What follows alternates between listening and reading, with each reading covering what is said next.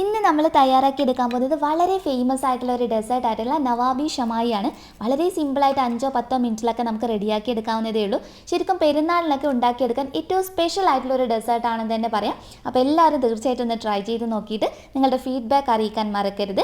ഇന്നത്തെ റെസിപ്പി ഇഷ്ടപ്പെടുവാണെങ്കിൽ ലൈക്ക് ചെയ്യുക. ചാനൽ ആരെങ്കിലും പുതിയതായിട്ട് കാണുവാണെങ്കിൽ ഒന്ന് സബ്സ്ക്രൈബ് ചെയ്തിട്ട് ആ ബെല്ലൈക്കണിൽ കൂടി ക്ലിക്ക് ചെയ്യാൻ മറക്കല്ലേ. അപ്പോൾ പെട്ടെന്ന് തന്നെ ഇത് നമുക്ക് എങ്ങനെയാണ് തയ്യാറാക്കിയെടുക്കുന്നത് എന്നുള്ളത് നോക്കാം അല്ലേ. അപ്പോൾ ഈ ഒരു റെസിപ്പിക്ക് വേണ്ടി പ്രധാന ചേരുവ എന്ന് പറയുന്നത് വെർമിസില്ലിയാണ്. നമ്മൾ സാധാരണ പായസത്തിനൊക്കെ സേമിയ വാങ്ങിക്കാറുണ്ടല്ലോ, ആ ഒരു ഇതെല്ലാം നമ്മൾ ഇതിന് വേണ്ടിയിട്ട് ഉപയോഗിക്കുന്നത്. നല്ല കനം കുറഞ്ഞിട്ട് ഇതുപോലെ നമുക്ക് സൂപ്പർ മാർക്കറ്റിലൊക്കെ വാങ്ങിക്കാൻ കിട്ടും. നാട്ടിലാണെങ്കിലും പുറത്താണെങ്കിലും ഒക്കെ ഇത് പെട്ടെന്ന് നമുക്ക് വാങ്ങിക്കാൻ കിട്ടുന്നത്, സൂപ്പർ മാർക്കറ്റിലൊക്കെ കിട്ടുന്ന ഒരു സാധനമാണിത്.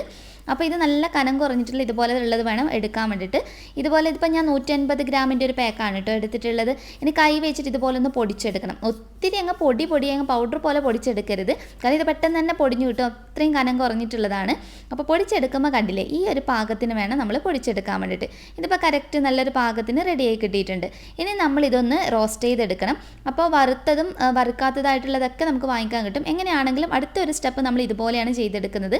1 ടേബിൾ സ്പൂൺ എടുത്ത് നെയ്യ് ചേർത്ത് കൊടുക്കുന്നുണ്ട്. അപ്പോൾ നെയ്ക്ക് പകരം നിങ്ങൾക്ക് ബട്ടർ ഉപയോഗിക്കാം. ഞാൻ ഇപ്പോൾ തൽക്കാലം 1 ടേബിൾ സ്പൂൺ നെയ്യ് മാത്രമേ ചേർത്തിട്ടുള്ളൂ, ബാക്കി നമ്മൾ പിന്നീടാണ് ചേർക്കുന്നത്.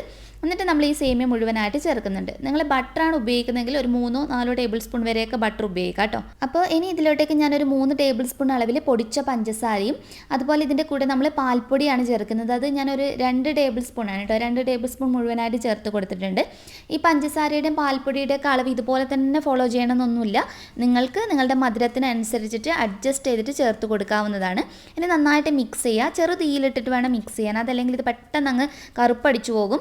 അപ്പോൾ നന്നായിട്ടൊന്ന് മിക്സ് ചെയ്ത് കൊടുക്കുക. ഞാൻ 1 ടേബിൾ സ്പൂൺ നെയ്യ് കൂടി ചേർത്തിട്ടുണ്ട്. അപ്പോൾ നമ്മൾ 2 ടേബിൾ സ്പൂൺ നെയ്യ് ചേർത്തു കേട്ടോ. ബട്ടർ ആണെങ്കിൽ ഒരു 3-4 ടേബിൾ സ്പൂൺ വരെ ഉപയോഗിക്കാം. നെയ്യ് ആയതുകൊണ്ട് ഞാൻ കുറച്ച് ഉപയോഗിച്ചതാണ്, കാരണം കുറച്ച് ചേർക്കുമ്പോൾ തന്നെ നല്ലൊരു ഫ്ലേവറും കാര്യങ്ങളൊക്കെ ഉണ്ടാവും അല്ലേ.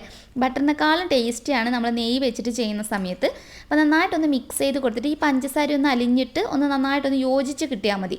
അല്ലാതെ ഇത് ഒത്തിരി സമയം ചെയ്യേണ്ട ആവശ്യമില്ല. 2-3 മിനിറ്റ് ചെയ്യുമ്പോഴത്തേക്ക് തന്നെ കണ്ടില്ലേ ഈ ഒരു പാകത്തിന് റെഡിയായി കിട്ടും. ഇനി നമ്മൾ ചെയ്യേണ്ടത് ഒരു പാത്രം എടുക്കുക. നിങ്ങളുടെ കയ്യിലുള്ള ഏതെങ്കിലും ഒരു പാത്രം എടുക്കുക. എന്നിട്ട് നമുക്ക് അതിനകത്ത് വെച്ചിട്ട് വേണം ഇത് സെറ്റ് ചെയ്തെടുക്കാൻ വേണ്ടിയിട്ട്. അപ്പോൾ ഇതാണ് ഇതിൻ്റെ ബേസ് ലെയർ. അപ്പോൾ അതിന് വേണ്ടിയിട്ട് നമ്മളിപ്പോൾ റെഡിയാക്കിയിട്ടുള്ള ഈ സേമിയയുടെ പകുതി ഭാഗം മാത്രം എടുത്താൽ മതി, മുഴുവൻ എടുക്കരുത്. പകുതി ഭാഗം മാത്രം എടുത്തിട്ട് ഇതുപോലെ ഒരു ലെയർ ആക്കി കൊടുത്തതിന് ശേഷം ഒരു പാത്രത്തിൻ്റെ പിറകുവശം വെച്ചിട്ട് ഇതുപോലെ ഒന്ന് പ്രസ് ചെയ്ത് കൊടുക്കുക. നല്ല ലെവൽ ചെയ്തിട്ട് നല്ല രീതിയിൽ റെഡിയായി കിട്ടും. ഇനി ഇത് നമുക്ക് അങ്ങോട്ട് മാറ്റി വെച്ച് ബാക്കിയുള്ള കാര്യങ്ങൾ ചെയ്തെടുക്കാം. ഇനി ഒരു ബൗളിനകത്തോട്ടേക്ക് ഏകദേശം ഒരു 2 ടേബിൾ സ്പൂൺ തുടങ്ങി ഒരു 2.5-3 ടേബിൾ സ്പൂൺ വരെയൊക്കെ ഉപയോഗിക്കാം കേട്ടോ. കോൺഫ്ലോർ നമ്മുടെ ചോളത്തിൻ്റെ പൊടി ഒരു 2 ടേബിൾ സ്പൂണാണ് ഞാൻ ചേർത്ത് കൊടുത്തിട്ടുള്ളത്. ഇതിലോട്ട് ഒരു 2 ടീസ്പൂൺ അളവിൽ കസ്റ്റാർഡ് പൗഡർ ചേർത്ത് കൊടുക്കുന്നുണ്ട്. അത് ടീസ്പൂൺ അളവിലാണ്. അപ്പോൾ നിങ്ങളുടെ കയ്യിൽ കസ്റ്റാർഡ് പൗഡർ വെച്ചിട്ടാണ് ഈ റെസിപ്പി സാധാരണ ചെയ്യുന്നത്. ഇനി ഇൻ കേസ് നിങ്ങളുടെ കയ്യിൽ കസ്റ്റാർഡ് പൗഡർ ഇല്ല എന്നാണെങ്കിൽ നിങ്ങൾ ലാസ്റ്റ് ഇതിനകത്ത് ഏതെങ്കിലും ഇഷ്ടമുള്ളൊരു എസൻസ് ചേർത്ത് കൊടുത്താൽ മതി കേട്ടോ. എന്നിട്ട് നന്നായിട്ടൊന്ന് മിക്സ് ചെയ്ത് കൊടുക്കുക. നല്ലതുപോലെ യോജിച്ച് വന്നതിന് ശേഷം ഇതിലോട്ട് ഞാൻ 1 ടേബിൾ സ്പൂൺ അളവിൽ പാൽപ്പൊടി കൂടി ചേർത്ത് കൊടുക്കുന്നുണ്ട്. പാൽപ്പൊടിയും കസ്റ്റാർഡ് പൗഡറും ഇതൊക്കെ ചേർന്നിട്ടുള്ള കോൺഫ്ലോറും ചേർന്നിട്ടുള്ള ഒരു മിക്സാണ് ഇതിന് മെയിനായിട്ട് നമ്മൾ ചെയ്തെടുക്കുന്നത്.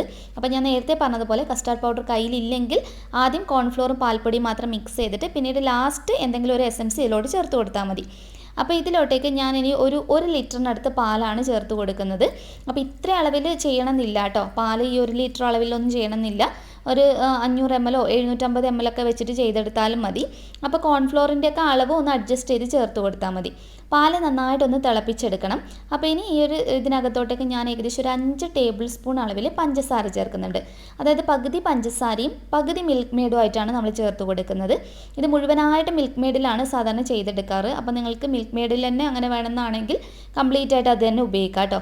പഞ്ചസാര ചേർത്ത് മിക്സ് ചെയ്തതിന് ശേഷം നമ്മുടെ ഈ കസ്റ്റാർഡ് പൗഡറിൻ്റെ മിക്സ് ചേർത്ത് കൊടുക്കാം. നമ്മൾ ലോ ഫ്ലെയിമിലിട്ടിട്ടൊന്നും ചെയ്തെടുക്കേണ്ട ആവശ്യമൊന്നുമില്ല. ഒരു മീഡിയം ഫ്ലെയിമിലിട്ടിട്ട് കണ്ടിന്യൂസ് ആയിട്ട് ഇളക്കി കൊടുത്താൽ മതി. കണ്ടിന്യൂസ് ആയിട്ട് നമ്മൾ ഇളക്കി കൊടുക്കണം കേട്ടോ, നമ്മൾ മീഡിയം ഫ്ലെയിമിലാണ് ഇടുന്നതെങ്കിൽ. അതല്ലെങ്കിൽ ഇത് പെട്ടെന്ന് കട്ട പിടിച്ചു പോകും. അപ്പോൾ കസ്റ്റാർഡ് പൗഡറൊക്കെ ആയതുകൊണ്ട് ഞാൻ പറയേണ്ട ആവശ്യമില്ല. ഒരു മീഡിയം ഫ്ലെയിമിലിട്ട് നമ്മൾ ഇതുപോലെ ഇളക്കി കൊടുക്കുമ്പോഴത്തേക്ക് തന്നെ അത് പെട്ടെന്ന് കുറുകി നല്ല പാകത്തിന് റെഡിയായി കിട്ടും. നല്ലതുപോലെ മിക്സായിട്ട് ആ ഒരു തിക്കായിട്ട് വരുന്ന സമയത്ത് ഇതിലോട്ടേക്ക് ഞാൻ മിൽക്ക് മെയ്ഡ് ചേർത്ത് കൊടുക്കുന്നുണ്ട്. അതൊരു 4 ടേബിൾ സ്പൂണാണ് കേട്ടോ. നമ്മൾ നേരത്തെ ഒരു 5 ടേബിൾ സ്പൂൺ പഞ്ചസാരയും ഒരു 4 ടേബിൾ സ്പൂൺ അളവിൽ മിൽക്ക് മെയ്ഡ്. മധുരം നോക്കിയിട്ട് അഡ്ജസ്റ്റ് ചെയ്യുക. ഇതിവിടെ റെഡി ആയിട്ടുണ്ട്. ഫ്ലെയിം ഓഫ് ചെയ്യുക. ഇതാണ് ഞാൻ പറഞ്ഞത്. ഈ ഒരു സമയത്ത് നിങ്ങൾക്ക് കസ്റ്റാർഡ് പൗഡർ ഇല്ലെങ്കിൽ നമ്മൾ ഫ്ലെയിം ഓഫ് ചെയ്യുന്ന സമയത്തുണ്ടല്ലോ, ആ സമയത്ത് വാനില എസൻസോ അതല്ലെങ്കിൽ നിങ്ങൾക്ക് ഏലക്കപ്പൊടിയോ അങ്ങനെയെങ്കിലും വെച്ചിട്ട് വേണമെങ്കിൽ അഡ്ജസ്റ്റ് ചെയ്ത് ചെയ്യാം. പക്ഷേ ശരിക്കും ഒറിജിനൽ ട്രഡീഷണൽ റെസിപ്പിയിൽ ഇങ്ങനെയാണ് കേട്ടോ ചെയ്യുക. അപ്പോൾ ആ ചൂടോടുകൂടി ഇതൊക്കെ ഒഴിച്ചു കൊടുത്തതിന് ശേഷം ബാക്കി നമ്മൾ നേരത്തെ വെച്ചിട്ടുണ്ടായിരുന്ന സേമിയ ഉണ്ടല്ലോ, അത് ഇതിൻ്റെ മുകൾ ഭാഗത്ത് മുഴുവനായിട്ടൊന്ന് കവർ ചെയ്ത് കൊടുക്കണം. നല്ല ചൂടോടുകൂടി തന്നെ നമ്മുടെ കസ്റ്റാർഡ് മിക്സ് ഇതിനകത്ത് ഒഴിച്ചു കൊടുക്കണം കേട്ടോ. എന്നിട്ട് അതിൻ്റെ ടോപ്പിലായിട്ട് ഞാൻ ഈ പറഞ്ഞ സേമിയ പൊടിച്ചത് നമ്മൾ നേരത്തെ ബാക്കി വെച്ചത് മുഴുവനായിട്ടൊന്ന് ഫില്ല് ചെയ്തെടുക്കാം. ഇനി ഇതിൻ്റെ മുകളിൽ ഞാൻ കുറച്ച് സേമിയയിലോട്ടേക്ക് കുറച്ച് പിസ്ത എസൻസ് മിക്സ് ചെയ്തിട്ടുണ്ടായിരുന്നു. അതുപോലെ കുറച്ച് സേമിയയിലോട്ടേക്ക് ഓറഞ്ച് ഫുഡ് കളറും കൂടി മിക്സ് ചെയ്തിട്ടുണ്ടായിരുന്നു. അതാണ് വെതറി കൊടുത്തത്. ഇനി ഇഷ്ടമുള്ള നട്ട്സൊക്കെ, നിങ്ങളുടെ കയ്യിലുള്ള നട്ട്സൊക്കെ ഇതുപോലെ ചേർത്ത് കൊടുക്കുക. ഞാൻ ബദാം പരിപ്പും കശുവണ്ടി പരിപ്പും പിസ്തയാണ് ചേർത്ത് കൊടുത്തിട്ടുള്ളത്. ചൂടോടുകൂടി വേണമെങ്കിൽ ചൂടോടെ സെർവ് ചെയ്യാവുന്നതാണ്. പക്ഷേ ഞാൻ ഫ്രിഡ്ജിനകത്ത് വെച്ചിട്ട് ഒരു 2 മണിക്കൂർ തണുപ്പിച്ചിട്ടുണ്ടായിരുന്നു കേട്ടോ. തണുത്തിട്ട് കഴിക്കുമ്പോൾ തന്നെയാണ് ഇത് ശരിക്കും എനിക്ക് കൂടുതൽ ടേസ്റ്റി ആയിട്ട് തോന്നിയിട്ടുണ്ടായിരുന്നത്. അപ്പോൾ അറ്റ്ലീസ്റ്റ് ഒരു 2 മണിക്കൂർ, ഫ്രീസറിനകത്തൊന്നും വെക്കണ്ട, സാധാരണ ഫ്രിഡ്ജിനകത്ത് ഒരു 2 മണിക്കൂർ വെച്ചാൽ മതി. ശരിക്കും നല്ല ടേസ്റ്റാണ് കേട്ടോ കഴിക്കാൻ വേണ്ടിയിട്ട്. അതായത് ഇതിൻ്റെ മുകൾ ഭാഗത്തൊക്കെ നല്ല ക്രിസ്പി ആയിട്ടായിരിക്കും ഉണ്ടാകുക. ആ ഉള്ളിലുള്ള കസ്റ്റാർഡ് മിക്സിൻ്റെ ആ ഒരു ടേസ്റ്റ് നല്ല ടേസ്റ്റാണ്.